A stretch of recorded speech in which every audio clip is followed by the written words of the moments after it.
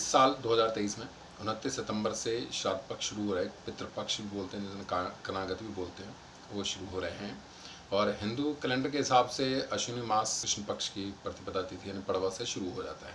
इसमें जो एक दिन पहले आता है भाद्रपद मास का मास की पूर्णिमा जो आती है उसको पहला श्राद्ध कर दिया जाता है। माता साइड जो भी लोग होते हैं नाना साइड का, उनका किया जाता है अगर उनकी फैमिली में कोई नहीं है तो। अच्छा, तो हर साल क्या होता है कि जब भी पितृपक्ष शुरू होते हैं तो एक क्वेश्चन मेरे भी दिमाग में आता था और सभी के दिमाग में रहता है कि श्राद्ध करना क्यों है और पितृ कौन होते हैं। तो इसके संबंध में सभी की जिज्ञासा रहती है।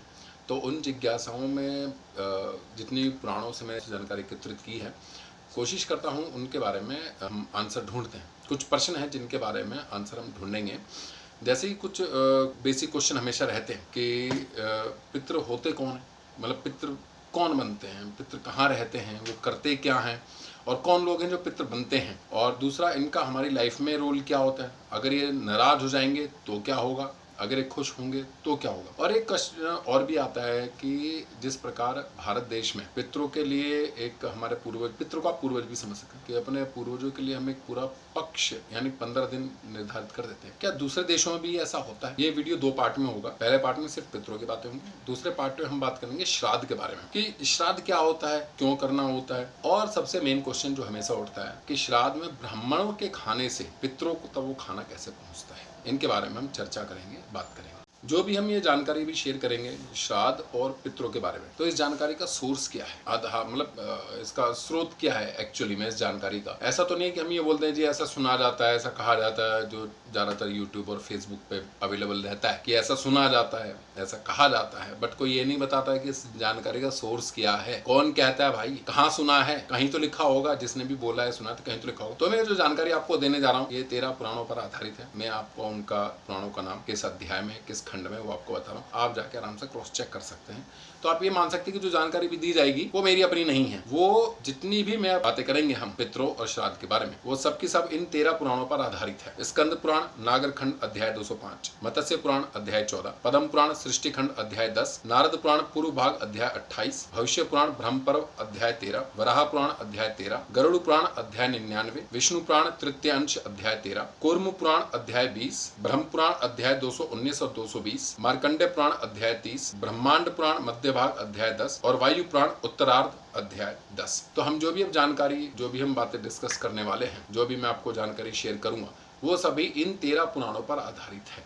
आप कभी भी इसे क्रॉस चेक कर सकते हैं और बेझिझक इस जानकारी को आप अपने मित्रों के साथ शेयर कर सकते हैं। और एक बात और, अगर आपने अभी तक हमारा चैनल सब्सक्राइब नहीं किया है तो आप प्लीज सब्सक्राइब कीजिए, अपने दोस्तों के साथ शेयर कीजिए। ऐसी और जानकारियां आती रहेंगी और जो भी जानकारी आएंगी उसके साथ ये भी बताया जाएगा कि इस जानकारी का सोर्स क्या है। तो आइए शुरू करते हैं। पहला प्रश्न है हमारा पितरों के बारे में कि पितृ कौन होते हैं।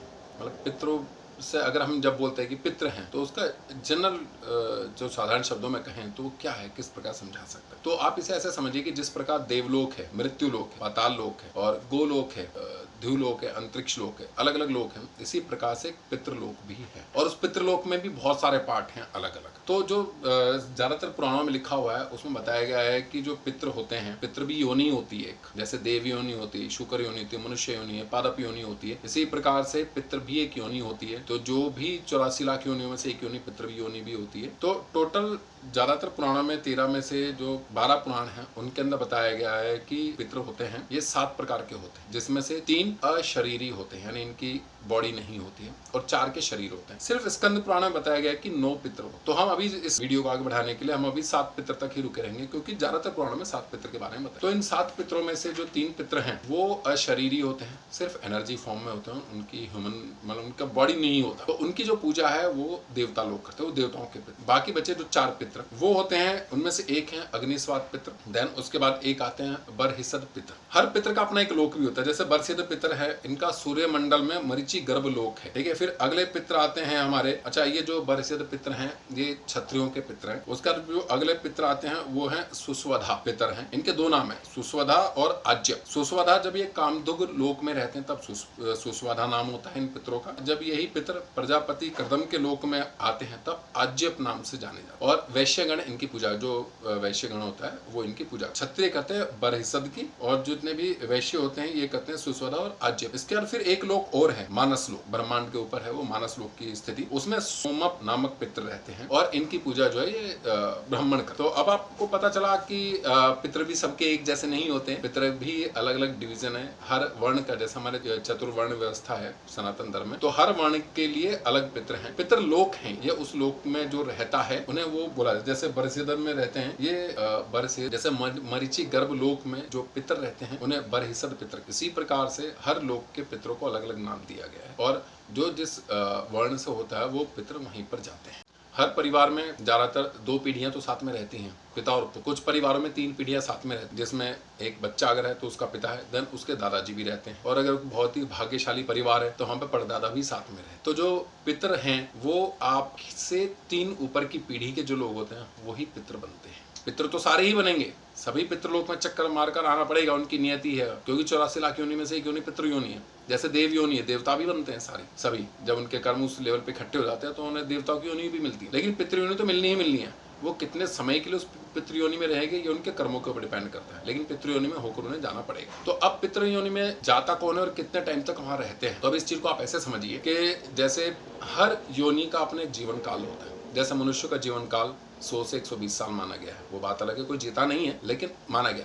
मच्छरों का जीवन काल 10-12 दिनों का होता है। अब हमारे हिसाब से अगर हम देखें तो सिर्फ 10 दिन का जीवन है मच्छर का, लेकिन मच्छर का लाइफ साइकिल पूरा उसने निकाला। उसके अंदर वो लार्वा बना, प्यूपा बना, फिर मेल मच्छर, यंग मच्छर बना, फिर उसने अगली जनरेशन पैदा करी, फिर उसका तो बूढ़ा हुआ, उसका तो मर गया, कई बार हम भी मार देते हैं उससे पहले। तो ये है, मतलब उसने अपना पूरा लाइफ साइकिल पूरा किया उस 10 दिन में, उसका लाइफ साइकिल। तो मच्छर का पूरा लाइफ साइकिल इंसान के 10 दिन के बराबर है। ऐसे ही जो पितरों का लाइफ साइकिल है वो इंसानों से डिफरेंट चल। अब वो कैसे है, चंद्रमास का शुक्ल पक्ष तो पितरों का रात होती है, और चंद्रमास का कृष्ण पक्ष पितरों की दिन माना जाता है, पितरों का दिन माना जाता है। तो इस प्रकार ऐसे समझिए कि इंसानों का एक महीना चंद्रमास 28 दिनों का जो होता है, कई बार 30 दिनों का भी होता है, वो पितरों का एक दिन रात माना जाता है। तो इस प्रकार आप काउंट कर सकते हैं कि अगर उनका जीवन साइकिल भी अगर 100 साल ही माने तो उनका 100 साल हमारे 1200 साल के बराबर बनता है। तो अब पितृयोनि में जब जाते हैं उनके कर्मों के अकॉर्डिंग वहाँ उन्हें कुछ समय वहाँ बिताना पड़ता है उस पितृयोनि में। तो अब साधारण इसके लिए, क्योंकि 1200 साल अगर ह्यूमन फॉर्म के बन रहे हैं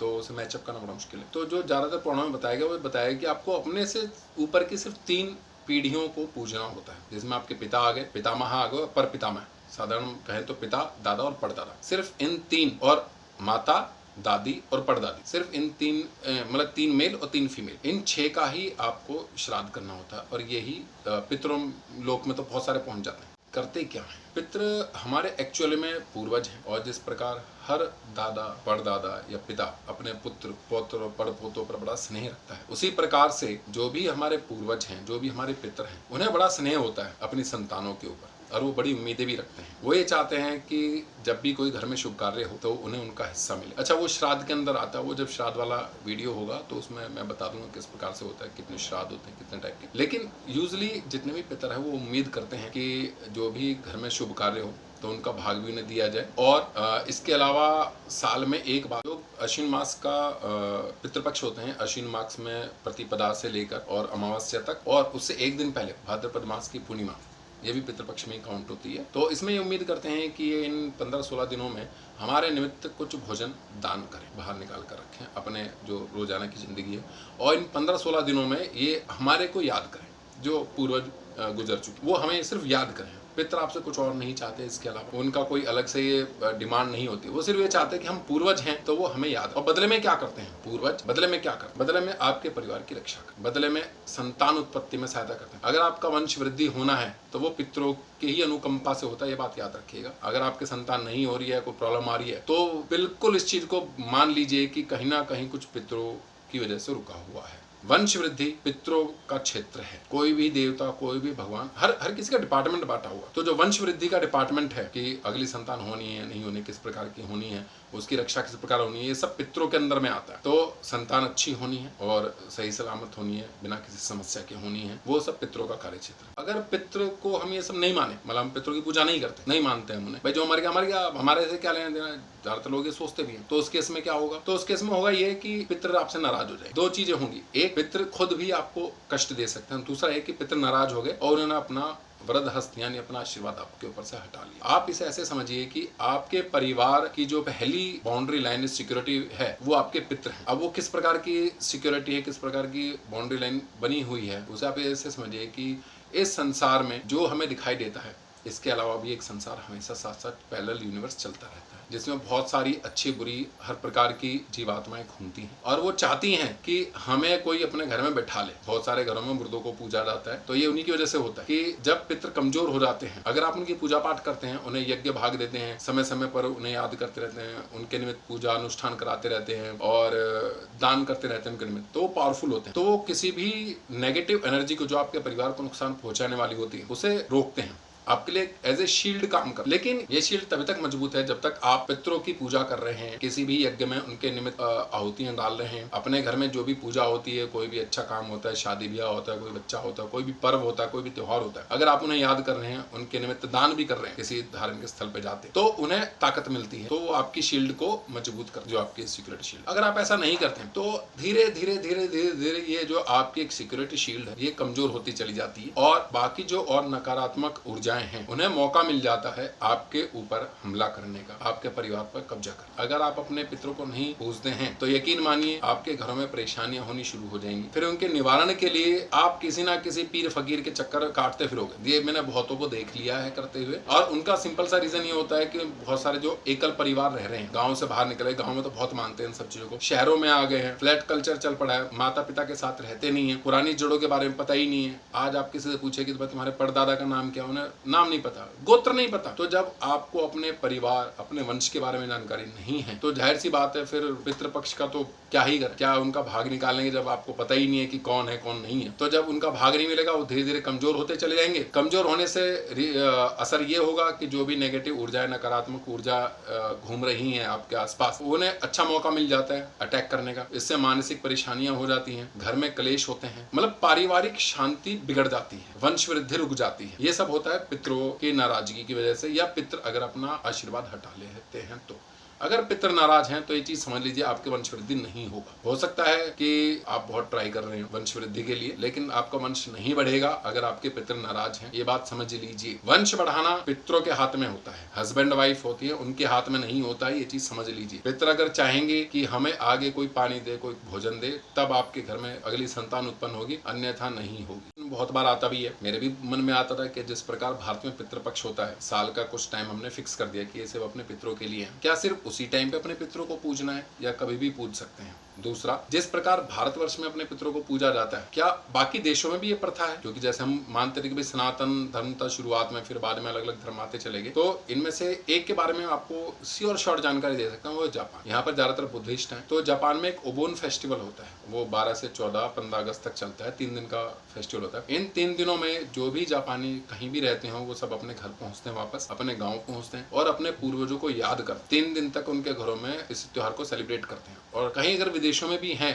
जापानी, अगर आपके आसपास भी हैं, आप किसी को जानते भी होंगे, तो आपने नोटिस किया होगा कि ओबोन फेस्टिवल के टाइम पर वो वापस चले। पूरा जापान 3 दिन के लिए बंद रहता है, सारी फैक्ट्रियां, सभी ऑफिस बंद रहते हैं। ये मुझे ऐसे पता है कि मैंने जापानीज कंपनी में काम किया है, तो मेरे सीनियर थे, उनसे मुझे इसके बारे में जानकारी मिली। और इसके अलावा कोरिया में, हांगकांग में और आपका आयरलैंड में, मैक्सिको में, यहाँ पर भी ये त्योहार मनाए जाते हैं जहाँ पर वो अपने पूर्वजों को याद कर। तो ये मत समझिएगा कि पूर्वजों को याद करना पिछड़ेपन की निशानी, ये एक्चुअल में आपका अपनी जड़ों के साथ लगाव है। बात करिए सिर्फ पितरों के बारे में, अगले वीडियो में हम बात करेंगे श्राद्ध के बारे में। श्राद्ध कब करना चाहिए और किस प्रकार करना चाहिए, तो मैं खैर ज्यादा जानकारी नहीं दूंगा, वो आप अपने ब्राह्मण से पता कर सकते हैं। लेकिन मैं आपको ये बता दूंगा कि श्राद्ध में पुराणों के अंदर कुछ निषेध दिए गए कि किन ब्राह्मणों को नहीं बुलाना है और किन ब्राह्मणों को आमंत्रित करना है, किन की पूजा लगती है, किन का खाया हुआ अन्न आपके पितरों तक पहुंचेगा, वो मैं आपको आराम से पूरी डिटेल बताऊंगा। प्लस और एक क्वेश्चन जो हमेशा आता है, मेरे भी मन में आता था कि ब्राह्मणों के खाने से पितरों तक कैसे वो भोजन पहुंचे, वो पूरा डिटेल में लिखा है और कई सारे पुराणों में लिखा है। तो एक पुराण से मैं आपको एज इट इज पढ़कर सुन। तो अगर आप इस वीडियो को अपने दोस्तों के साथ शेयर कीजिए, पितरों की जानकारी पहुंचाइए, और बाकी वही है, वही जो राम रची राखा।